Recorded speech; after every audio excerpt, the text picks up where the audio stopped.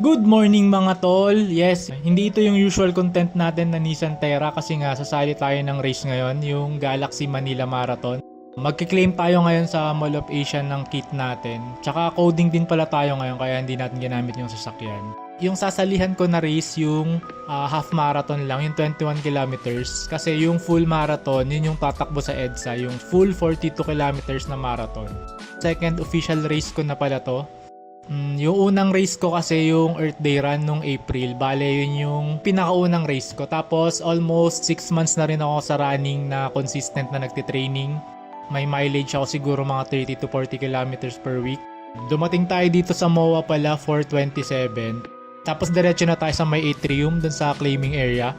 Pangatlong araw to ng claiming yata, kaya kukonti na lang yung tao. Kasi compared dun sa unang araw ng claiming tsaka yung last day, maraming tao. Ayan o, tignan nyo sa 21k wala masyado, tsaka sa 42k.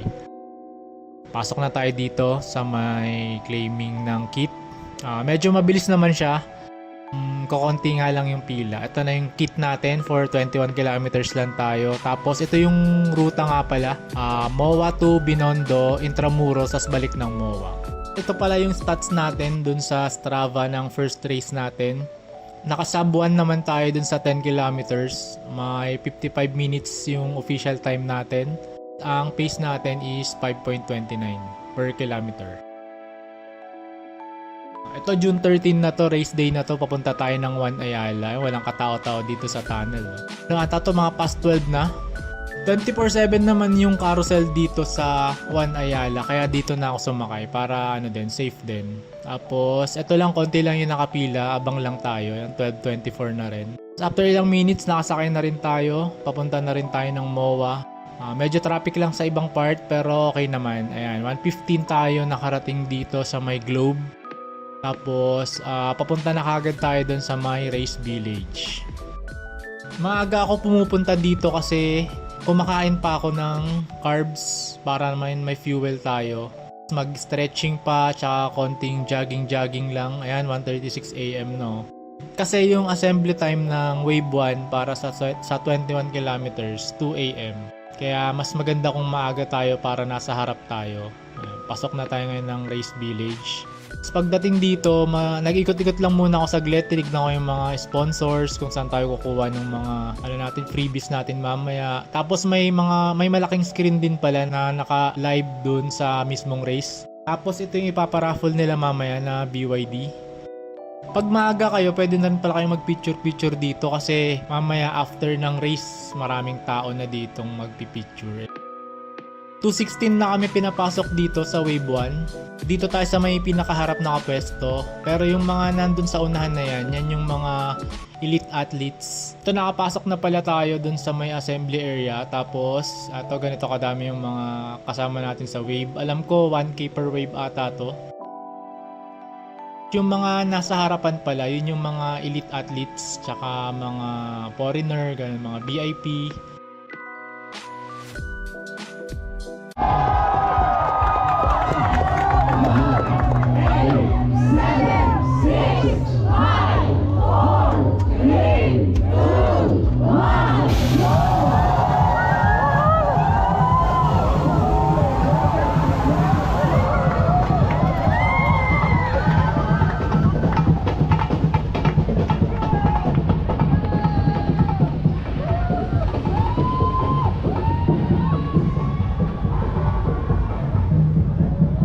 Sa part na to, hindi na ako magbo-voice over. Pakinggan nyo na lang yung hingal ko dito. Grabe, sobrang hingal. Rinig na rinig dun sa video mamaya.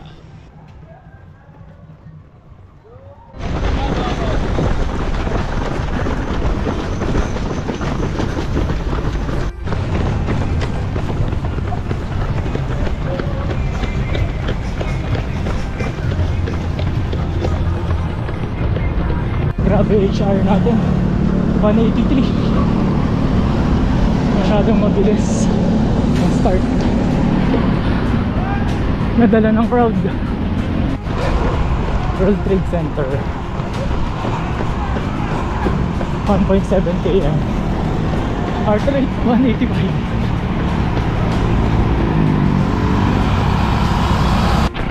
14 kilometers.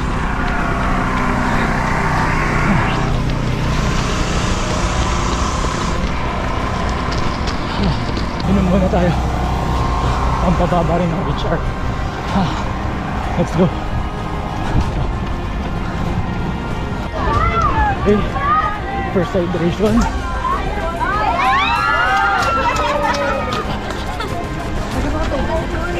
Bumaba HR natin mga 180.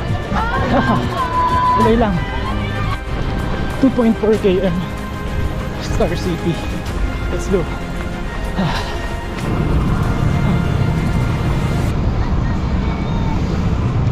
Pacing natin 5.30, 5.25.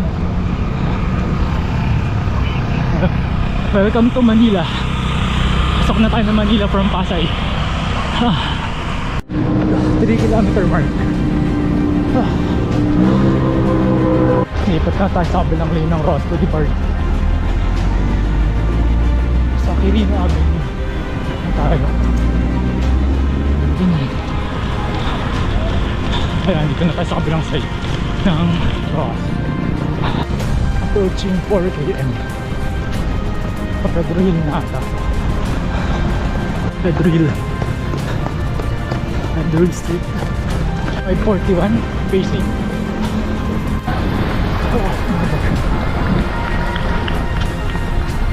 Kaalaw na tayo. Kaalaw Avenue. Malapit siya sa Intra. Go, go, go. Approaching Luneta Park. Ayan, dito sa kanan yung monument ni Dr. Jose Rizal.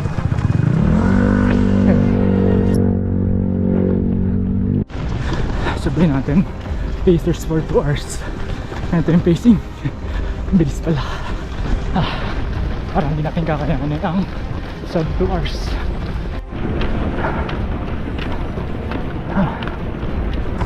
Burgos Street. Puntang City Hall.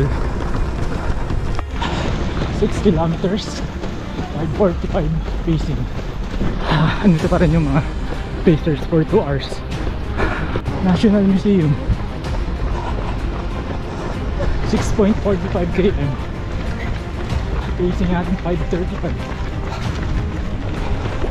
Hydration dito. Hinong tayo sa tubig.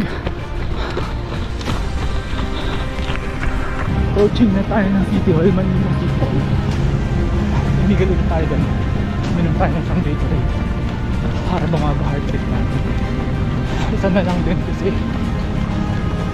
Let's go. Tuloy lang. Nandun yung mga pacer. Konti lang sa unahan natin, hindi kasi sila tumigil. Hindi na tayo tumigil. Tapos pag na ba? Iwakang dun pa. 7 AM.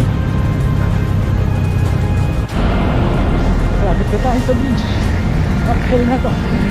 Pagkatapos nito, ito na, paakyat na tayo. Babagal ang pacing natin dito. Off ko muna. Punta tayo sa taas. Grabe, ang hirap. Ramdam mo yung bigat sa uphill. Isa pa. Down tayo dito. Downhill. Isa pa ang uphill. Tapos isa pa ulit mamaya pabalik. Grabe. HR 188.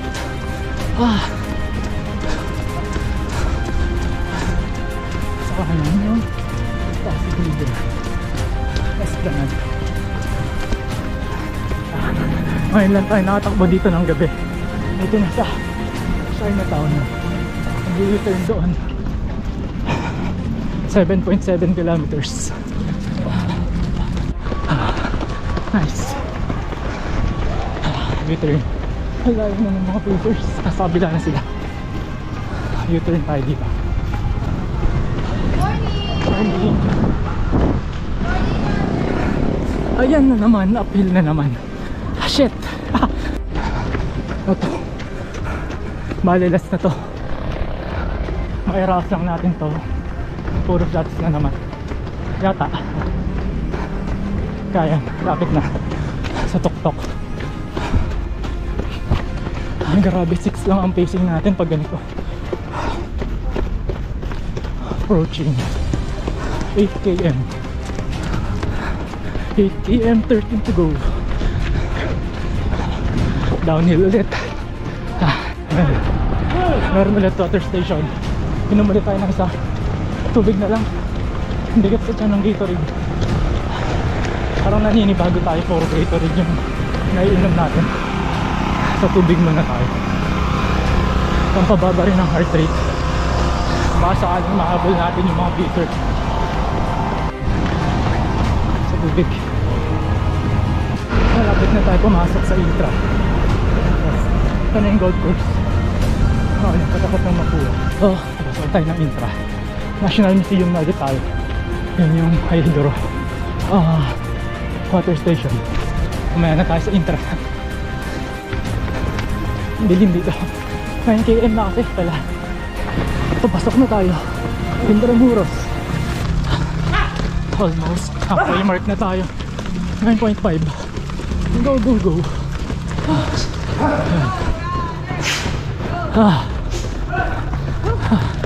Okay, dito na tayo.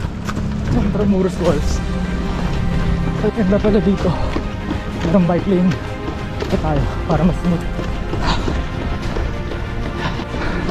Baby, malapit tayo sa Mapua. Sa ating alma mater. Mapua Institute of Technology. Mapua University na pala. Grabing bago na pala dito. May ganito na.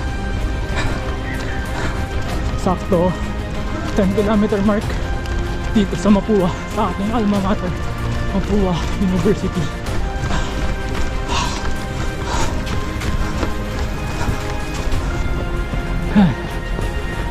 Mapua alma mater. Dito tayo kumakain pag lunch sa Walls ng college days natin. Paimanong chicken. Ito yung chapel ng Mapua. Nakakamiss dito. Tabi na lang tong Lyceum, LPU. Tapos doon Letran ng susunod.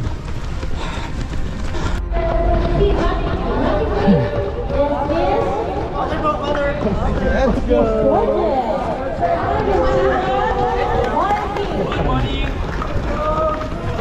Sa part ng Letran. Ayan, CSJL. Paikot na tayo papuntang Manila Cathedral. Kakaliwa na. Kaliwa na tayo pa Cathedral. Medyo maliwanag na dito sa part na to. Kaya so, okay na tayo. 10.7 kilometers. Approaching 11 kilometer Manila Cathedral. Ayan. 11 km yan sa kaliwa. Doon yung Manila Cathedral. Left turn din pala tayo dito. Palacio de Gobernador.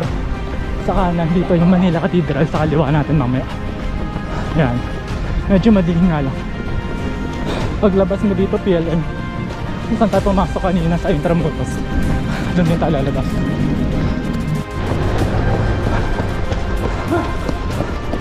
Support dito.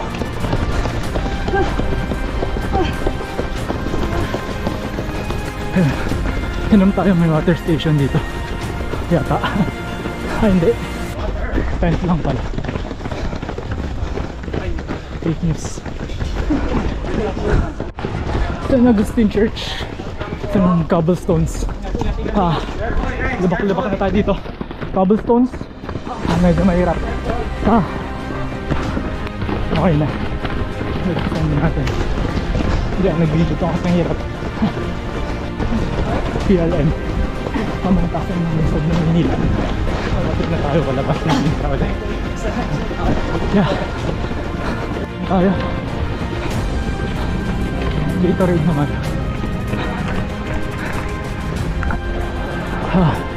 Let's go. Labas na tayo ng Intra. Ito na yung mga bangol dito sa kabila. 21k, 12 kilometers. Palabas na ulit tayo ng Intra, kanan ulit tayo dito. Yung pabalik ng Ross Boulevard. Sa Palacio Street tayo. Kanan tayo. Pwede ulit tayo sa Rojas Boulevard. Kanan na ulit tayo. Doon na yung mga ibang wave ng 21 km. Let's go. Manila Hotel. Yeah. Turn right. Check ulit. So next na lang tayo, bigat ng tiyan natin.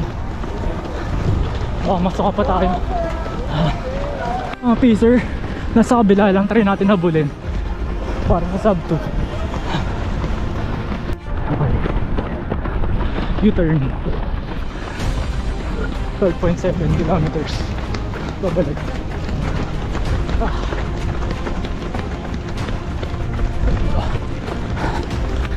Balik na tayo dito sa right part. 13 km, 8 kilometers na lang. Kaya maintain lang natin itong pacing. 540 Rizal Park. Ayan, sa kaliwa. Dito, kilometer 0 marker. Okay. Less than 8 kilometers. Approaching Calao Avenue. Grabe, tis na lang talaga. Pacing natin 540 pa rin. Tis na lang natin to. United Nations Avenue. Slowly getting there. Next nito, Paura, Pedro Hill. Palapit ng palapit sa Mao. 14 km. Last 5 kilometers. Nagpas na ata tayo ng Pedro Hill. Or Paura pa lang. Ito pa lang pala, Pedro Hill. Approaching Quirino Avenue. 15.24 kilometers. Yes. Less than 6 na lang. Let's go. 16 km. Last 5 km. Go, push. Kaya natin yan. May paligo. Water break tayo, water break.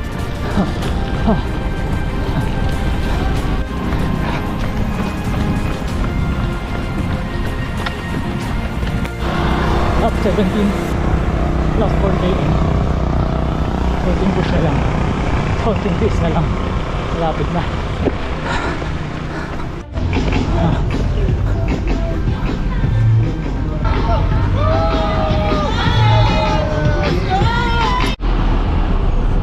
Parang truck. 18 kilometers, last 3.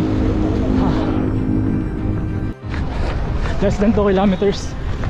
Lapit na tayo sa Moa. Kakakanan lang natin ng Makapagal. Diretso. 19 km last push. Last 2 kilometers. 1 point something. 1 point something.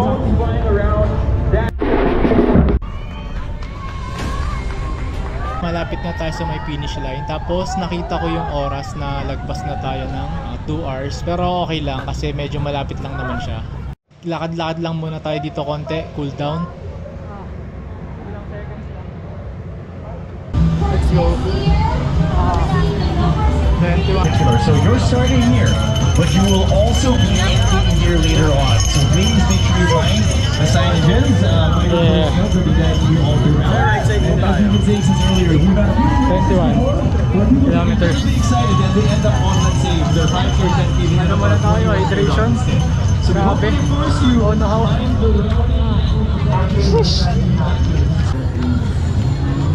Dito. Excel. Excel. Excel. Congrats po. Pwedeng tingin ko ng tubig. Ay, meron po. Thank you. May water na yan. Excel po. Thank you po. Salamat. After natin maglakad-lakad, cool down ng 10 minutes, umupo na rin tayo. Yan, chinek lang natin yung medal. Ang ganda ng quality. Tapos, ito pala yung yung splits ko ng 21 kilometers. Ayan, makikita nyo pati yung heart rate ko sobrang taas. Grabe. Ito yung total stats natin sa Strava. 5.43 yung pacing natin. Tapos 2 hours nga yung total time. Ito, ang ganda talaga ng quality ng medal nila ngayon. No? Good job sa mga organizers tsaka sponsors ng 2026 Galaxy Manila Marathon. Hindi man natin nakuha yung sub 2 na goal natin, at least medyo malapit pa rin tayo doon sa target time natin. Bale, ang gagawin na lang natin next time, sali na lang ulit tayo ng half marathon tapos target natin yung sub 2. Syempre mag-ensayo na lang tayo ng matindi para naman masanay yung katawan natin ng ganung kahabang tempo run na 21 kilometers. Dagdagan natin yung mileage natin per week.